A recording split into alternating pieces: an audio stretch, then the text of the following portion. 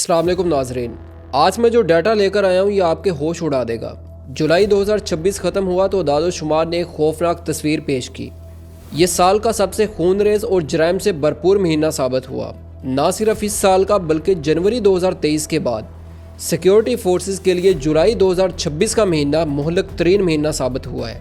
और अगर बात करें अमन कमेटियों की तो 10 सालों में ये एक महीना मुहल्लक तरीन महीना साबित हुआ है। और ये कैसे हुआ, आप बस सुनते जाइए। सिर्फ एक महीने में, मैं एक साल की बात नहीं कर रहा, 6 महीने की बात नहीं कर रहा, सिर्फ एक महीने में मुल्क भर में 205 अफराद हलाक और 218 ज़ख्मी हुए। इसी महीने कम से कम 8 खुदकश हमले हुए, जिनमें से 5 हमले गाड़ियों के ज़रिए किए गए, जो कि 10 सालों की बुलंद तरीन तादाद बनती है। ड्रोन हमलों से 11 पुलिस एहलकार एक चेक पोस्ट पर शहीद हुए। कार बम धमाके में 27 फौजी शहीद हुए, जिसकी जिम्मेदारी टीटीपी ने कबूल की। और महीने के इख्तिताम पर स्वात के थाने पर खुदकश हमला।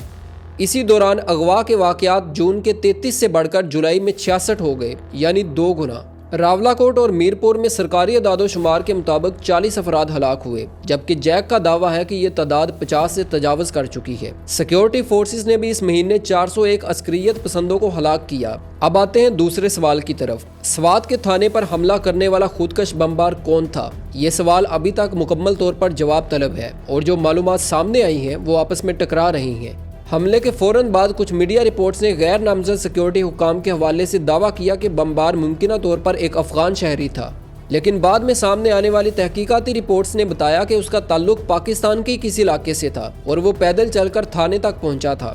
तफ्तीशकारों ने यह भी बताया कि वो पहले भी दहशतगर्दी की वारदातों में मुलव्वस रहा था। अब यहाँ 2 बड़े इम्कानात हैं और दोनों पर संजीदा सवालात बनते हैं। अगर वो वाकई मुल्क से बाहर से आया तो सवाल यह है कि उसने बॉर्डर कैसे क्रॉस किया। सेफ सिटी कैमरे, रेंजर्स की चेक पोस्ट और फौज की निगरानी, ये सब कहाँ थे?